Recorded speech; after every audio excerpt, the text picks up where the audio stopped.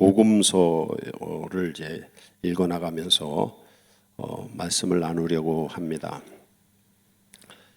예수님의 행하신 기록을 예수님의 행하신 것을 기록한 그런 성경을 우리는 복음서라고 얘기를 합니다. 그래서 성경에 보면 신약 성경의 시작이 마태복음, 그 다음에 마가복음, 그리고 누가복음, 그 다음에 요한복음이 있습니다.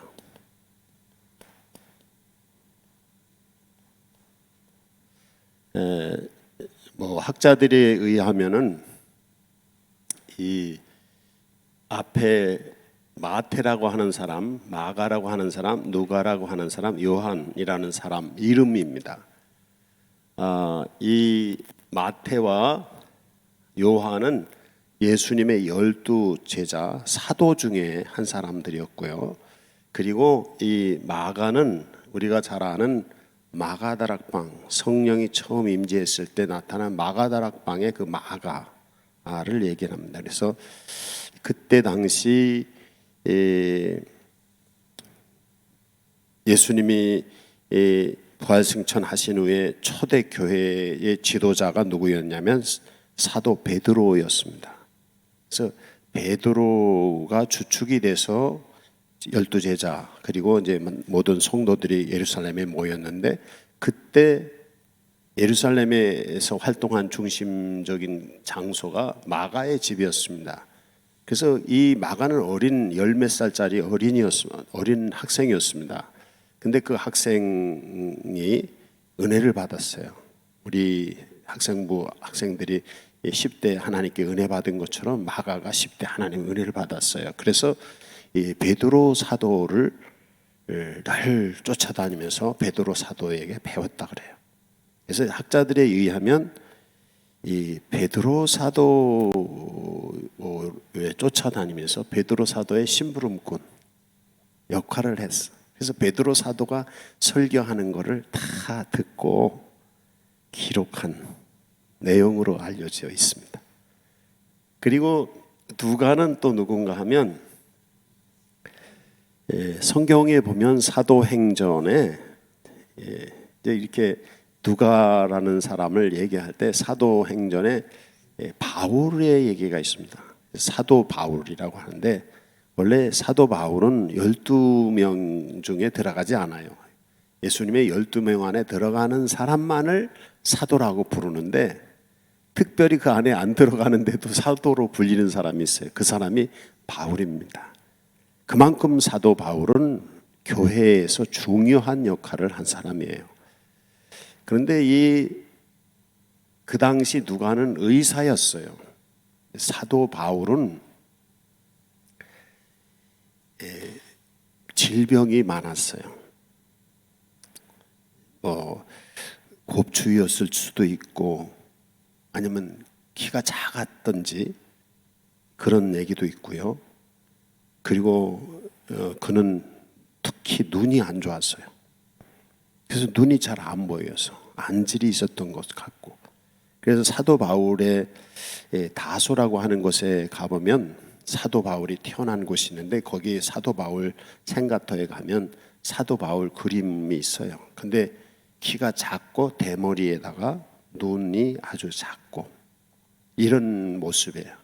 그래서 괜 질병을 늘 달고 있었어요. 그런데 초대 교회에 사도 바울에게 은혜 받은 사람들 중에 하나, 사도 바울이 처음 목회했던 것이 어디죠? 안디옥 교회입니다. 세계 선교를 하게 되는 출발점 교회가 안디옥 교회인데, 그 안디옥 교회의 부목사였어요. 담임 목사님은 바나바고 부목사였는데, 나중에 성령님이 성도들이 기도하는데 성령님이 말씀하시기를 담임 목사하고 부목사 두 사람은 선교를 가라 그랬어요. 그래서 담임 목사하고 부목사가 같이 선교 여행을 떠나요. 그래서 이제 아시아, 지금으로 말하면 터키 지역, 거기를 돌고 또 나중에 3번에 거쳐서 이 선교 여행을 떠나는데 나중에는 터키 지역과 그리스 지역 이렇게 선교를 떠납니다. 처음에는 이제 바나바와 바울이 같이 선교를 하다가 나중에 의견이 충돌이 돼서 나중에 이제 바울 혼자서 돌게 됩니다. 근데 그때 계속 사도 바울을 보고자 하는 비서가 있었어요. 눈도 잘 안 보이니까 편지 쓴다든지 뭐 한다든지 그럴 때 대신 대피를 해주고 그리고 아플 때 치료해주고 그 사람이 누가입니다. 그래서 우리가 길거리에 지나다 보면 누가 병원이라는 병원을 가끔 보는데 이게 이 누가는 의사였습니다. 아마 이분이 치료하는 의술도 있었지만 신유의 인사도 있었을 거예요. 그래서 사도 바울과 함께 많은 사람들을 치료하는 일을 했어요. 그래서 이 학자들에 의하면 누가는 사도 바울이 예수님에 대해서 설교하는 것들을 모아놓은 책, 이 누가복음으로 우리가 그냥 쉽게 이해를 하면 되겠어요. 그래서 베드로 사도가 설교한 걸 기록한 거 누가 어디예요? 마가복음이고 사도 바울이 설교한 걸 기록한 게 누가복음이다 이렇게 생각하면 돼요. 근데 누가복음은 예수님의 행적만 쓴 게 아니라 속편도 썼어요. 복음서의 속편, 그게 뭐냐면 사도행전입니다.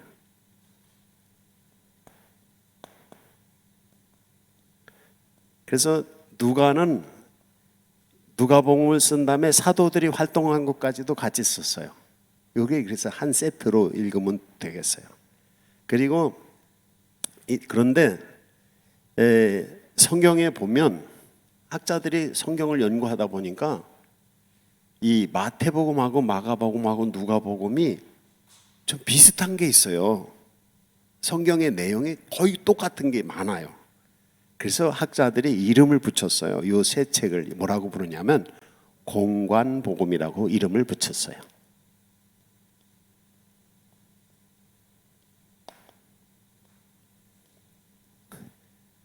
공관, 같은 눈으로 봤다. 그래서 공관복음이라. 이건 이제 신학교 1학년 들어가면 성서 신약 성서 개론이라는 과목을 배우는데 그때 이 얘기가 나오는 거예요. 그래서 신학의 기초고 또 우리 장로님들이 장로님 시험을 볼 때도 이게 또 나와요. 그래서 이 신학적인 성경을 읽는 기초 지식이다 이렇게 보시면 되겠어요. 그래서 이 마태, 마가, 누가 복음은 비슷한 게 많아요. 그리고 요한 복음은 조금 달라요. 그런데 여기도 예수님 얘기 같은 것도 조금 섞이긴 했어요. 근데 거의 그래요. 근데 이제 이번에 제가 주일 저녁마다 설교해 왔던 방식이 이야기체로 설교를 했잖아요. 그래서 이야기 설교를 여기서도 해나가려고 그래요. 그래서 그런데 특히 이야기 설교에서 예수님의 얘기는 크게 두 가지로 분류를 할 수가 있습니다. 그게 뭐냐면 예수님이 실제 행동을 하셨을 때 무슨 일이 사건이 있었던 거, 사건이 있었어요. 그런 내용들 이야기와 또 예수님이 실제 입으로 비유들을 재미있게 또 의미를 담아서 가르치기 위해서 비유를 하신 적이 있어요. 그래서 이 두 가지로 예수님의 얘기를 이렇게 분류가 있어요. 또 그 볼트만이라는 학자가 신약 성서 신학이라는 책에서 그 분류들이 어떻게 서로 이렇게 조직을 갖춰 있는지 깊이 연구를 한 게 있어요. 그래서 예수님의 행동과 예수님의 그 교훈 가르치는 것과 섞인 부분, 또 예수님이 행동하시는 것과 비유가 같이 서 있고 설교와 또 같이 비유가 섞여 있고 막 이런 거를 조직적으로 연구를 한 책이 있어요. 그건 굉장히 어렵고 두꺼운 책인데 그 분류에 따라서 제가 그 분류를 가지고 우선은 그 예수님이 행하신 것 그 행동을 중심으로 이렇게 얘기를 해나갈 겁니다. 그리고 그 다음에 그게 다 끝나면 예수님의 비유들을 또 묶어서 이렇게 얘기를 해나가. 예수님의 비유는 또 재미있어요.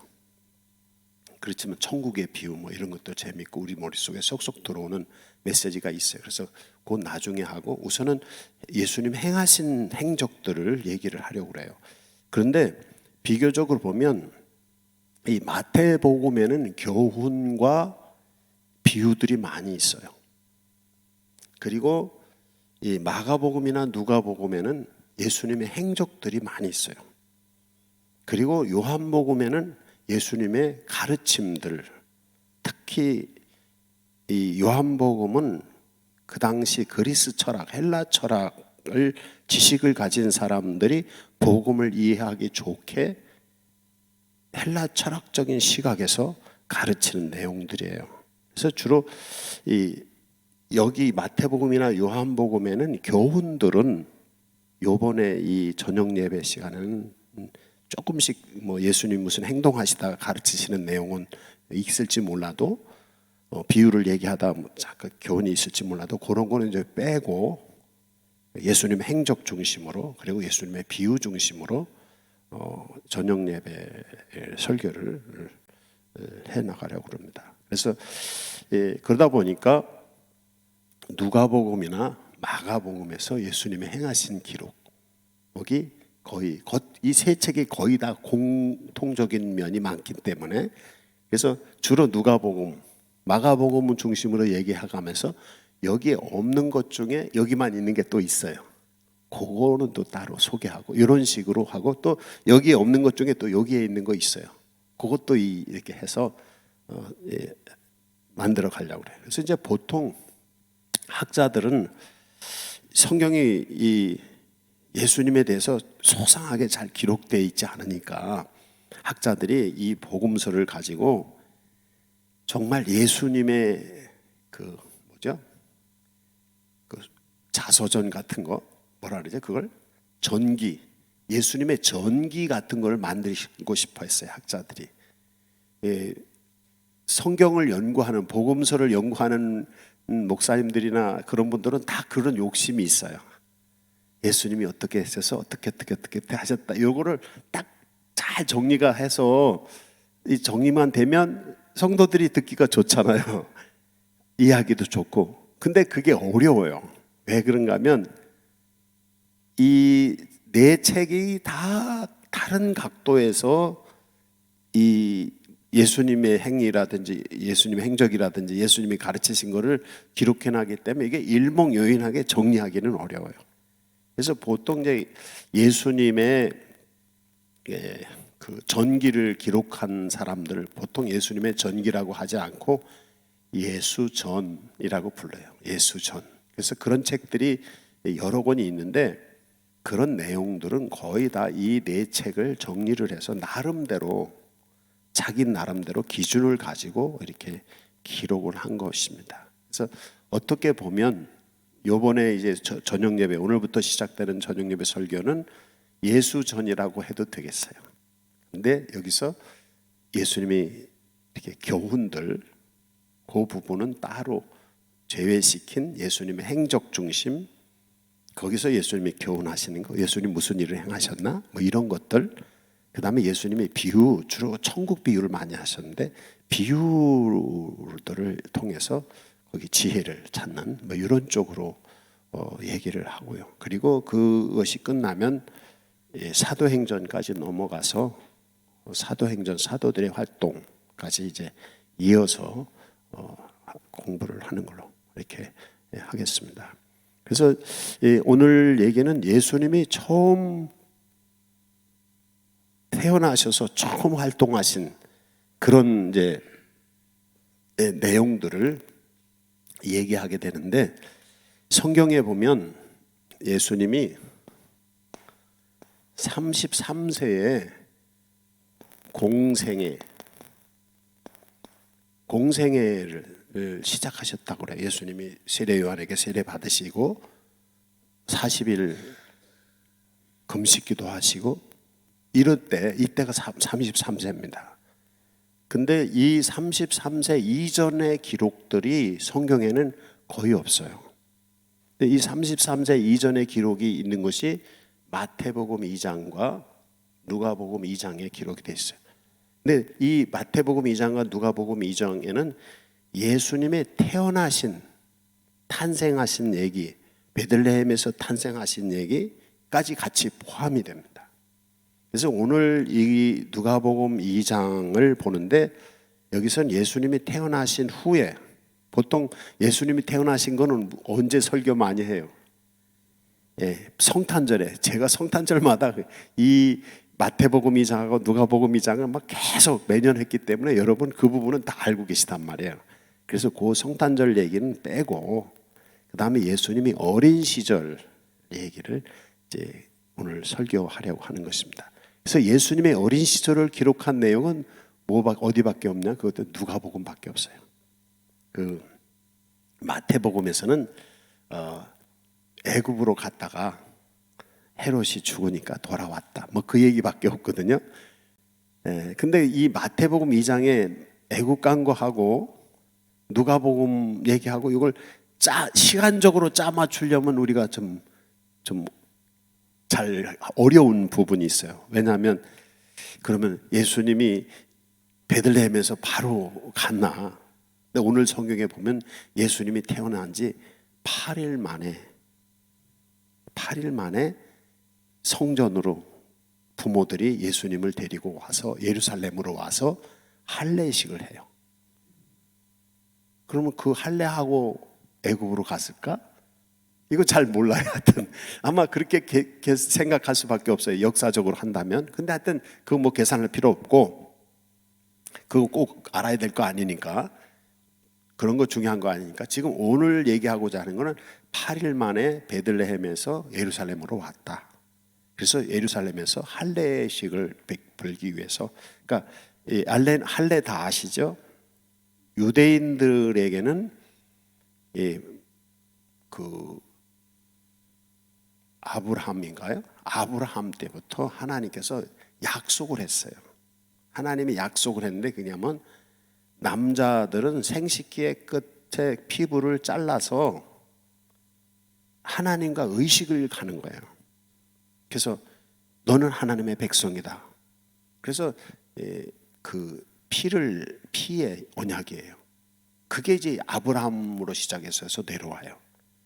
그래서 8세가 아니라 8일, 태어난 지 8일이 될 때 남자 아기를 성전으로 가서 하나님과 피의 언약을 해요.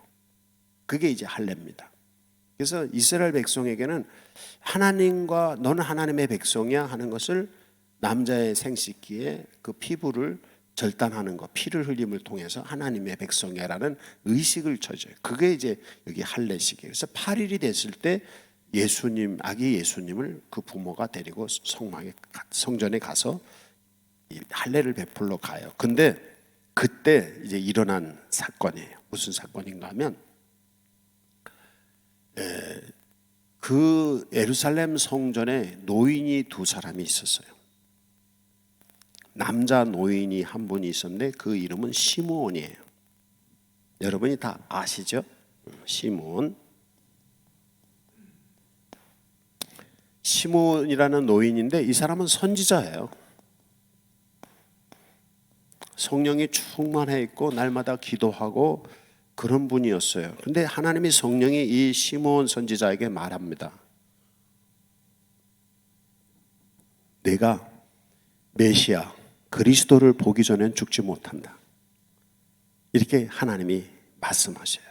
그래서 이 시므온은 성전에서 늘 기도하면서, 제사장 아닙니다. 그냥 평신도인데 기도하는 사람이에요. 그래서 예수 그리스도가 오실 때를 기다리고 있었어요. 근데 아기 예수가 나타난 거예요. 8일 된. 그때 성령이 이 시므온에게 아기 예수가 그리스도 메시아라는 사실을 알려줘요. 그래서 이 부모가 마리아와 요셉이 아기를 데리고 와서 할례를 베풀 때 이 시므온이 아기 예수를 안고 하나님을 찬송합니다. 하나님께서 나를 데려가시지 않고 이 늙은이를 데려가시지 않고 하는데 이제 내가 자유를 얻었습니다. 왜? 메시아를 받기 때문에. 그러면서 찬송을 해요. 그리고는 이 시몬이 마리아, 예수님의 어머니 마리아에게 얘기를 합니다. 당신은 마음이 칼로 찢어지듯 아픔을 맛볼 거다. 예수님 십자가에 돌아가실 때 아픔을 겪을 것을 얘기해요. 그래서 예수님을 찬송하는 내용, 예수님이 온 만민 모든 백성들을 구원하실 거라고 하는 찬송의 내용으로 예언을 하고요.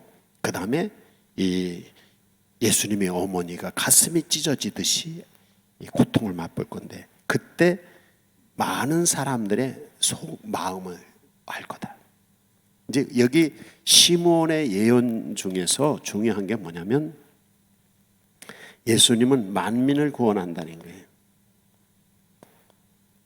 이건 온 세상 사람들을 구원하신다는 얘기고요. 그 다음에 또 중요한 게 뭐냐면 그 마리아에게 하는 얘기가 당신이 가슴이 아플 거다. 가슴이 찢어지듯이 칼로 찢어지듯이 아픔을 느낄 거예요. 예수님이 십자가를 예고하여 그러면서 그때 사람들의 속마음을 알게 됩니다. 평소에는 몰라요. 근데 예수님이 십자가에 달릴 때 막 예수님 죽이라고 하는 사람들 보면서 진짜 그 마음이 이제 나타난다는 거예요.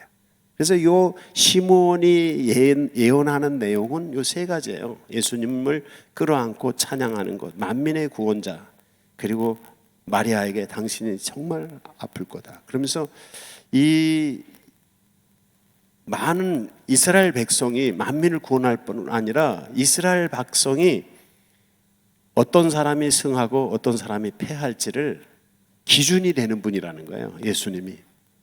그래서 그 사람들의 속마음이 드러나게 할 거다. 그런 분이 예수님이다. 그래서 예수님이 십자가에 달리실 때 예수 죽여라 그런 사람들이 이제 쫓아다니면서 뭐 기적 보던 사람들이 갑자기 속에 마음이 바뀌어서 예수 죽여라 그러고 막 나타나는 거예요. 그래서 속 마음을 알 것이고 그 예수님을 때문에 어떤 사람은 승하고 어떤 사람은 망한다는 거예요. 그 기준이 된다는 거예요. 그래서 예수 그리스도 앞에 예수님 때문에 기준이 돼서 승패를 알려주는 거예요. 그래서 예수 믿으면 어떻게 해요? 구원받고 이거 승리예요. 안 믿으면 어떻게 돼요? 망하는 거예요. 이 얘기예요. 그래서 예수님은 우리의 삶의 기준이에요. 예수 믿으면 구원받는 거예요. 아무 어떤 죄인도. 그러나 예수님 안 믿으면 어떻게 해요? 망하는 거예요. 멸망하는 거예요. 이게 예수님이 구원인 증표가 될 거다. 이렇게 이제 시몬 선지자가 예언을 합니다. 그리고 또 났는데 여자 선지자가 나타나요. 여자 선지자 이름은 뭐예요? 예, 안나예요. 예. 안나 선지자가 나이가 많아요. 84세 된 노인인데 어릴 때 결혼해서 결혼 생활도 몇 년 하지 않고 남편이 세상을 떠나요. 그래서 평생 동안 혼자 살아요. 얘가 의지할 데 없으니까 늘 기도하고 성전에 와서 기도하는 사람이었어요. 그래서 이 안나 선지자도 예수님을 보고서 증언을 해요. 근데 여기서는 길게 시몬처럼 길게 예언을 하지 않고 예수님의 대속에 관해서만 얘기해요. 속량은 죄의 속량을 바라는 사람들에게 예수님에 대해서 증언했다 그래요. 그러니까 이 안나는 속죄함을 받기를 원하는 사람들에게 예수가 바로 그 너희 죄를 속하는 분이야 이렇게 그냥 얘기했어요. 그게 이제 안나의 예언입니다. 그래서 이 두 사람의 예언이 이 예수님이 할례 받으실 때 있고 그 다음에 이제 성경으로 돌아가면 오늘 읽은 성경 내용의 40절이 되겠습니다. 제가 40절부터 쓴다는 것을 41절부터 성경을 써서 좀 착오가 된 것인데 40절부터 이제 아기가 자라고 이제 집으로 간 거예요. 나사렛으로 가신 후에 아기가 자라고 강해져서 지혜가 충만하고 하나님의 은혜가 그 위에 있더라. 여러분이 여러분의 자녀들이나 손자들에게 축복할 때 요 40절 성경 그리고 52절 성경 이 두 성경을 가지고 여러분이 축복하십시오. 그게 아주 좋은 축복이 될 것입니다. 그래서 함께 40절을 읽어보도록 하겠습니다. 시작.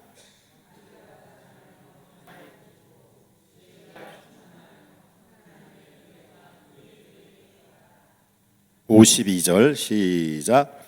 예수는 지혜와 키가 자라가며 하나님과 사람에게 더욱 사랑스러워 가시더라. 아멘. 요 40절과 52절을 여러분이 자꾸 입에 대내세요. 그러면서 여러분 자녀들, 여러분 손자들이 이렇게 되기를 마음에 소원하면서 기도를 하세요. 그래서 아기가 자라며 강하여지고 지혜가 충만하며 하나님의 은혜가 그의 위에 있더라. 여기서 육체가 자라고 또 육체에 힘이 생겼고 지혜, 마음에 지혜가 있고 그 다음에 하나님이 그 위에 있었다 라고 이거 네 가지로 기억을 하시면 되겠습니다. 다시 한번 정리해 볼까요? 첫째는 뭐죠? 육체가 자라고 그 다음에 육체가 자라고 강해졌다. 그 다음에 마음에 지혜가 있었다. 그리고 하나님의 은총을 받았다. 하나님의 은혜를 받았다. 하나님의 은혜 아래 있다. 이렇게 여러분이 기도하시면 되겠어요. 그래서 자녀들을 위해서 기도할 때 하나님 건강하게 자라고 강하게 힘이 있게 자라게 해주십시오. 육체가 잘 자라고 힘이 있게, 그 다음에 마음의 지혜가 있게 자라게 해달라고, 그리고 하나님이 은혜를 베풀어 달라고, 이렇게 자녀들을 위해서 기도하시면 되겠습니다. 그 다음에 이제 52절 내용은 예수님이 지혜와 키가 자랐다. 그리고 하나님과 사람에게 더욱 사랑스러워 가시더라 그랬어요. 여기도 같은 내용이죠. 뭐가 자랐다? 지혜와 키가 자라. 이건 키라고 표현했죠. 육체가 쑥쑥 자라고 그다음에 지혜가 자랐다는 거예요. 그래서 육체와 지혜가 자라게, 성장하게,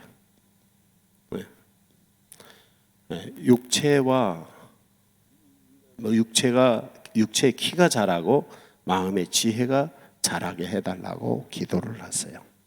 그래서 자라는 거는 점점 이렇게 커지잖아요. 마음이 자라는 것처럼 지혜가 자라고 또 몸이 자라고. 제가 요즘 사람들에게서 나타나는 좀 안 좋은 이즘 시대의 방식인데, 그게 뭐냐면 요즘 시대의 사람들은 옷도 만들어진 옷 사 입고 음식도 만들어 놓은 음식을 먹고 모든 게 다 만들어진 걸 먹어요. 이 시대가 그런 시대예요. 우리 옛날에는 그렇지 않았어요. 음식도 우리가 만들어서 먹었어요. 그러니까 집집마다 음식 맛이 다르고 음식 모양이 다 달랐어요. 근데 요새는 안 그래요. 그냥 만들어 놓은 음식 사다가 먹어요. 마트에 가보면 별게 다 있어요. 뭐 찌개까지도 이렇게 세트로 다 돼 있단 말이에요. 가서 그냥 끓이면 되고, 뭐 아니면 컵라면이라든지 뭐 그 쌀 밥도 이렇게 물만 붓고 어떻게 하면 되게, 그게 만들어진 음식. 옷도 옛날에는 맞춰 입었잖아요.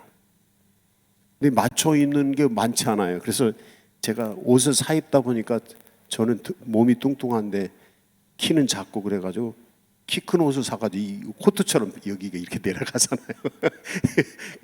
그래서 이게 사 입어서 그런 거예요. 맞춰 입었으면 여기 가진하게 딱 이렇게 맞을 텐데 이게 안 되는 거야. 근데 제가 무슨 얘기를 하려고 하냐면 그렇게 살다 보니까 사람들을 대할 때도 자기를 대하거나 다른 사람들을 대할 때 그냥 상품 보듯이 만들어진 상품 보듯이 그냥 그렇잖아요. 컵라면 만들면 그 컵라면이 바뀌어요? 맛이 바뀌어요? 늘 똑같아요. 그 컵라면은. 근데 우리가 집에서 면을 만들어서 칼국수로 면을 만들어 가지고 양념을 해서 하면 할 때마다 어떻게 해요? 음식이 다 달라요. 국수 가닥도 틀리고. 그런 것처럼 사람을 볼 때 바뀌지가 않는다고 생각을 해요. 그래서 이혼을 많이 하는 이유가 그렇고 결혼을 하지 않는 이유가 그래요. 왜냐면 사람은 정해진 거야. 그러니까 그 정해졌으니까 안 되는 거예요. 그러니까 결혼을 못 하는 이유가 뭐냐면 결혼하려면 아파트가 있어야 돼. 그럼 몇 억이 있어야 돼. 그럼 몇 억 있는 젊은이가 어디 있어요? 또 직장도 어떻게 해야 돼? 이렇게 그런 사람이 어디 있어요? 그러고 나면 이미 결혼할 나이가 지나가 버리는 거예요. 이렇게 된단 말이에요. 그러니까 정해놓은 틀의 모양 상품처럼 사람을 생각하는 거예요. 그리고 자기가 자기를 생각할 때도 그래요. 나는 이런 사람이야. 그래서 더 이상 성장하거나 더 나은 사람이 되려고 하지 않아요. 이게 이 시대의 사람들에게 치명적인 잘못된 문화에서 오는 습관입니다. 이거를 저는 지적하고 싶어요. 근데 예수님은 그렇지 않았다는 거예요. 어떻게? 자랐다는 거예요. 성장했다는 거예요. 키도 자라고 마음도 잘했어요. 이게 필요합니다. 계속 자라셔야 돼요. 계속. 저는 사람들을 볼 때 그냥 정해진 대로 저 사람은 저런 사람이야. 여기 딱 정해보지 않습니다. 그 사람이 점점 더 나은 사람으로 바뀌어지고 자라도록, 마음이 자라도록. 키는 자라야 못 자라요. 키는 어느 정도 나이가 되면 못 자라더라고. 근데 나는 놀라운 기적을 경험했는데 50 넘어서 키가 3cm가 컸다가 다시 줄어들긴 했어. 10년 후에. 근데 50 넘어서 키가 3cm가 큰 적이 있었어요. 기적이야. 이건 하나님이 은혜 주셔서. 근데 다시 쪼그라들었어. 늙어지니까 60 넘으니까. 근데 열 몇 살, 20 몇 살 되면 키는 멈춰요. 근데 키는 멈추는데 뭐는 자라요? 마음은 계속 자랍니다. 이 마음이 자란다는 거는요, 성품이 자라고 성격도 자라고요. 더 나은 성격, 더 좋은. 우리 집에서 우리 며느리가 저를 본 지는 몇 년이 안 됐잖아요. 결혼해서. 그래가지고 우리 며느리는 내가 옛날부터 이런 사람인 줄 알아. 아마 우리 성도들도 옛날부터 제가 이런 목사인 줄 아실 거예요. 근데 그렇지 않습니다. 제가 전도사 때나 젊은 목사였을 때 실수 엄청 했습니다. 설교할 때 실수하고 목회하면서도 여러 가지 어려움 실수를 많이 했어요. 그런 수십 년 동안 그런 실수를 하면서 넘어지고 엎어지고 하면서 여기까지 오면서 아직도 완전하진 않죠. 이게 잘한 거예요. 근데 제가 보면 어떤 친구 목사님들은 30년 전이나 지금이나 똑같아. 그 아직 개척교회 하고 있는 거예요. 이게 그게 그래요. 전 목사기 때문에 목회를 비유하는 거예요. 누구를 어떻게 하기 위해서, 개척교회 목사님들을 뭐 하기 위해서 그런 게 아니라 이 시대의 사람들이 마음이 안 자란다는 것을 얘기하는 거예요. 여러분 마음이 자라셔야 돼요. 우리 며느리가 저보고 아버님 너무, 자기 남편 보고 당신도 아버님 같이 돼 막 이래요. 그런데 애들이 막 웃어요. 그러면 저희 집 사람하고 우리 애들이 막 웃어. 왜? 나를 알아. 나는 우리 집 사람하고 애들 앞에서는 다 내가 내 약점이 다 있어. 어릴 때 알아요. 제가 창피해서 말은 못하지만 다 알아요. 근데 이게 뭐 마음이 자라는 거예요. 더 예수 그리스도를 닮은 모습으로 예수님이 지혜가 자라고 키가 자랐다는 거예요. 키는 한계가 있어요. 그렇지만 마음은 끝없이 자라는 것입니다. 저는 죽을 때까지 자라고 싶어요. 뭐가? 마음이. 이걸 일컬어서 신학적인 표현은 성화라고 표현해요. 마음이 성장하는 것을 성화예요. 이 뜻은 뭐냐면 거룩해진다. 예수님처럼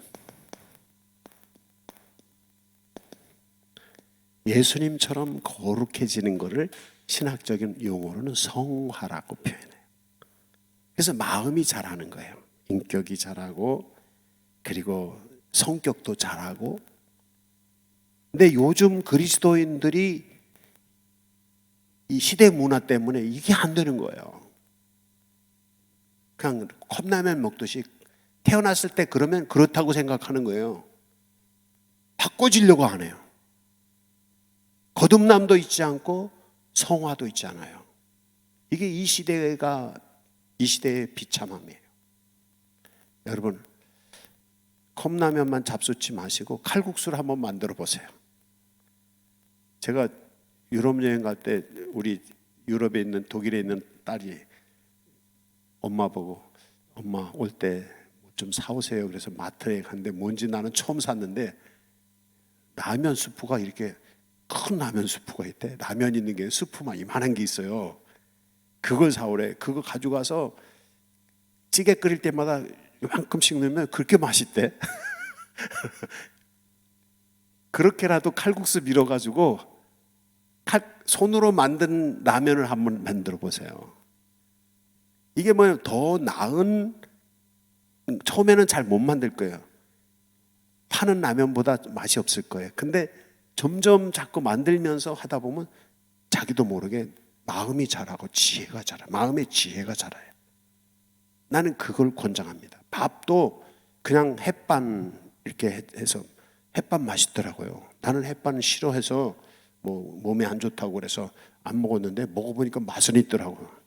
근데 처음에는 햇반처럼 맛이 없을 겁니다. 밥을 하면. 근데 그거를 자꾸 더 하다 보면 마음의 지혜가 성장을 하면 더 잘할 수 있어요. 나는 그걸 권장합니다. 이 시대 사람들, 특히 젊은 분들에게 그걸 권해요. 제가 하고 싶은 얘기는 뭐냐면 옷도 입다가 망가지면 버리지 말고 고쳐서 이렇게 꼬매든지 해가지고 입어요. 제가 그 20년, 30년 된 옷도 있어요. 제가 양복 중에는. 그래서 우리 전 집사님이 세탁을 다 해서 데려주시는데 오래 입다 보니까 이제 바지 가닥이 하고 엉덩이 쪽이 막 이렇게 해지는 게 있어요. 그러니까 그거 보시고서 그 목사님이 양복 사 입으시라고 막 그러시는데, 뭐 꼬매 입으면 되는 거죠. 한 번은 이 구두를 샀는데 구두가 한 20년 된 구두가 있어요. 근데 그 오래된 구두가 편해. 근데 구두 꼬매는 데 갖다 줬더니 그 구두방 아저씨가 전쟁터 갔다 왔어요. 여기저기 막 흠집이 있다고. 근데 그래서 예배 시간은 새 구두 있어요. 새 구두가 없는 게 아닙니다. 예배 시간은 새 구두 있고 또 좋은 어디 자리 갔다 새 구두 신고 가고, 그리고 막 여기 풀밭에 다니고 그럴 때는 흥구도 신고 다니고 이제 이렇게 하는 거거든요. 이해하셨죠? 뭐 구두 사달라는 뜻이 아니니까 절대 그렇게 오해하지 마시고 그렇게 살면 되는 거예요. 그러니까 내 얘기는 뭐냐면 마음이 성장하기 위해서는 자꾸 고치라는 거죠. 그러면서 내가 얘기가 뭐냐면 만약에 고치지 않고 정해진 것만 좋고 나쁘면 버리고 이러다 보면 어떻게 돼요? 쓰레기 천지가 되는 거예요. 요새 물건 살 때는 항상 이게 쓰레기가 될 걸 생각하고 사야 됩니다. 버리면 쓰레기 된다는 거 생각하고 사야지, 그렇지 않으면 쓰레기 더미가 돼요. 지금 이렇게 막 재앙이 있는 게 다 그런 것 때문에 그런 거예요. 병이 생기는 게. 그리고 또 사람을 대할 때 정해진 상품처럼 사람을 보면 그러면 여기 병들고 좀 시원치 않은 사람들은 다 교회에서 못 오게 할까? 좋은 교인만 다 이렇게 할까? 근데 그런 교인이 하나도 없어도 눈 감고 이렇게 눈 크게 뜨고 봐도 이게 온전한 사람 없다는 거예요. 그러니까 그런 시각으로 보니까 결혼도 할 수도 없고 어떻게 하기도 어렵고 이런 거예요. 교회를 갈 때도 교회도 딱 정해져서 내 마음에 쏙 드는 데만 가려고 하니까 그게 어려운 거예요, 다들도. 이 시대가 그런 이유가 그래요. 그래서 정해져 있는 게 아니라 없는 가운데서도 그렇잖아요. 우리 나이 또래는 그렇잖아요. 저도 결혼했을 때요, 전도사 때 돈이 하나도 없어서 부모님에게 100만 원만 주세요. 100만 원 갖다가 저희 집 사람한테 갖다 우리 집에 돈이 없으니까 이거 100만 원 가지고 어떻게 예물이나 어떻게 해보라고. 그래서 반지 하나만 겨우 샀어요. 그리고 나는 우리 집 저기 결혼식 때 올 사람도 없다고 그랬어요. 가족만 오니까. 그랬더니 우리 장인어른이 그럼 내가 잔치 다 책임질게 그랬어요. 근데 무슨 일이 있었느냐 하면 그때 내가 신학대학 1학년 때인데 우리 신학대학 1학년 한 반 숫자가 156명인데 그중에 한 120명이 결혼식 때 오는 바람에 우리 장인어른이 바가지 썼어. 그래가지고 음식이 모자라가지고 나도 아주 여지까지 내가 처가에다가 미안한 마음이 그거 있어요. 옛날에는 없어도 그냥 이렇게 살았어요. 신혼 살림 꾸릴 데가 없어서 나는 그 교회 근처에 어떤 안 믿는 그 집에 방이 없으니까 시골에. 그래서 거기 누에 키우던 누에 잔방이 있었는데 흙벽돌로 돼 있어요. 그거를 빌렸어요. 그래서 그 주인한테 이거 빌려달라고 그래가지고 빌린 다음에 거기를 제가 지금 목회하는 제 동생 오라 그래서 둘이서 시멘트 비벼가지고 보일러도 그래서 너 보일러도 잘 나요. 그때 신혼 바람을 내가 꾸렸거든. 보일러 놓고 연탄 보일러 놓고 그 다음에 미쟁이질 해가지고 벽돌만 있으니까 거기를 딱 미쟁이질 해가지고 도배도 하고 천장도 없으니까 천장 줄 띄워가지고 붙여가지고 천장도 하고 그래서 신혼살림 꾸렸어요. 그러니까 없는 데서 만들다 보니까 뭐가 자라는 거예요? 지혜가 자라는 거예요. 그래서 어떤 권사님이 도대체 우리 목사님 못하는 게 뭐야? 다 잘한다고. 경운기도 운전한다고. 옛날에 실업을 목회할 때 경운기 해봤거든. 잘은 못하지만 근데 그게 배우는 거야. 배우는 게 지혜가 자라는 거예요. 근데 요즘의 젊은이들에게 내가 얘기해주고 싶은 게 그거예요. 점점 마음을 키우라는 거예요.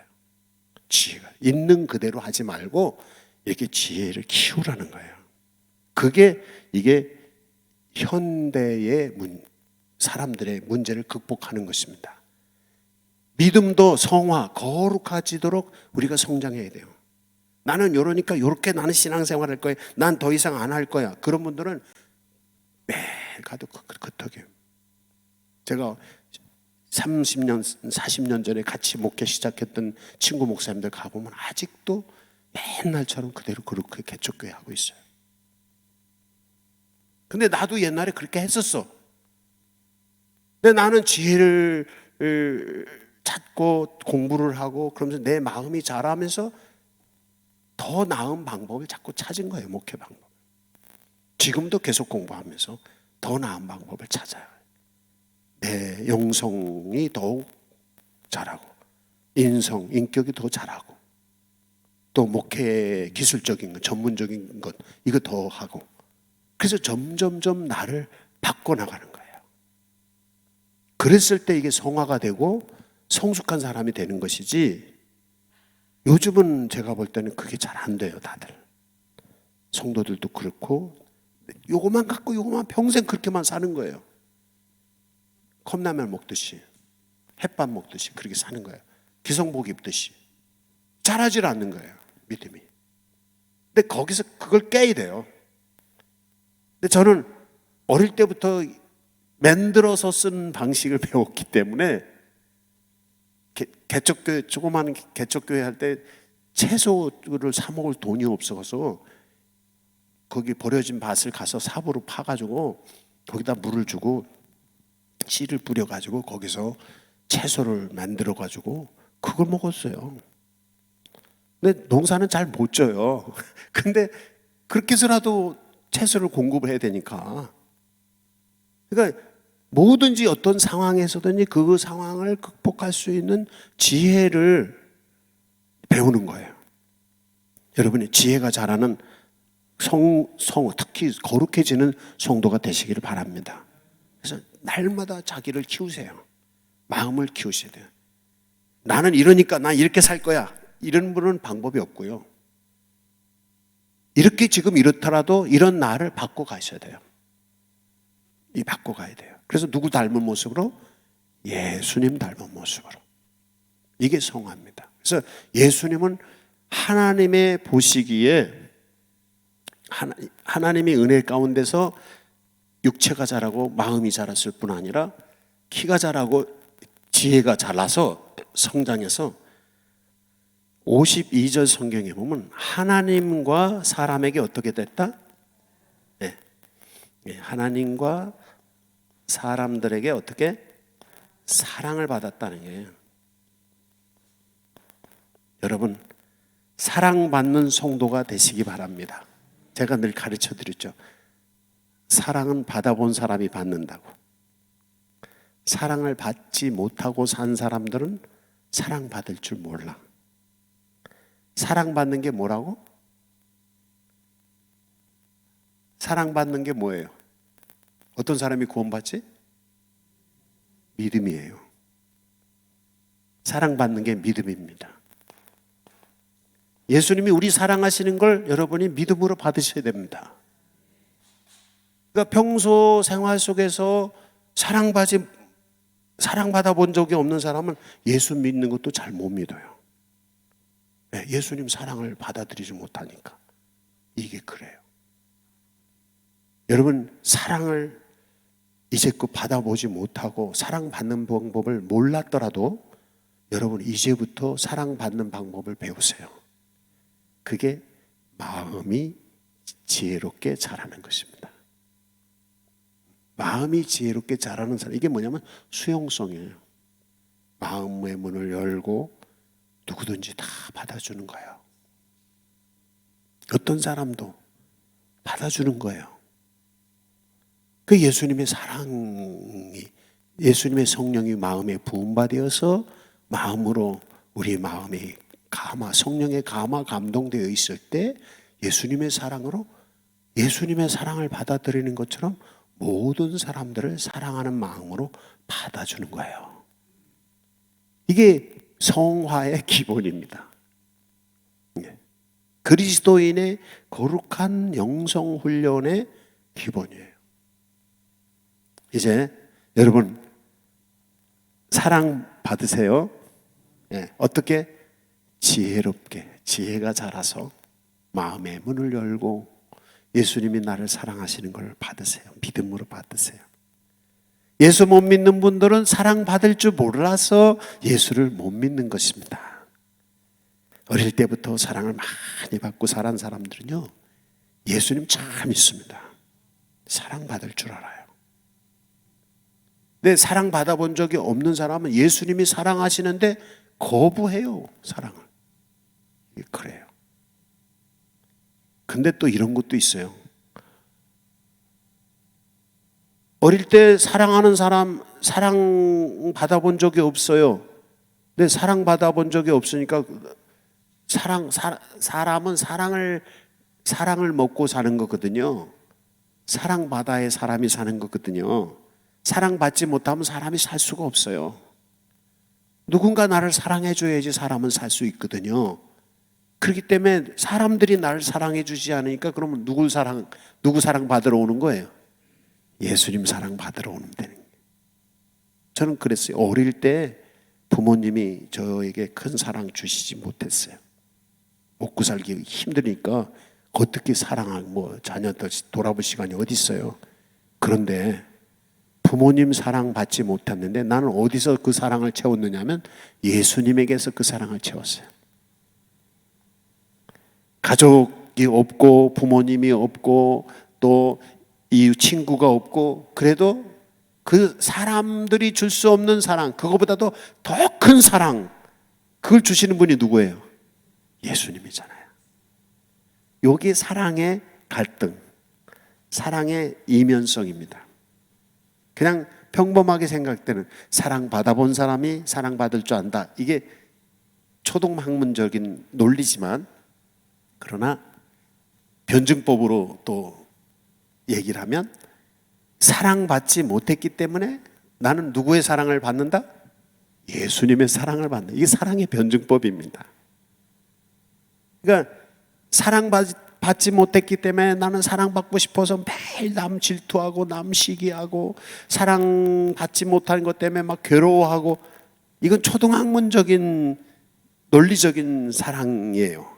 그런데 사랑의 변증법, 아니면 사랑의 방정식이라고 얘기를 한다면, 사랑받지 못했기 때문에 예수님의 사랑을 받으면 되는 거예요.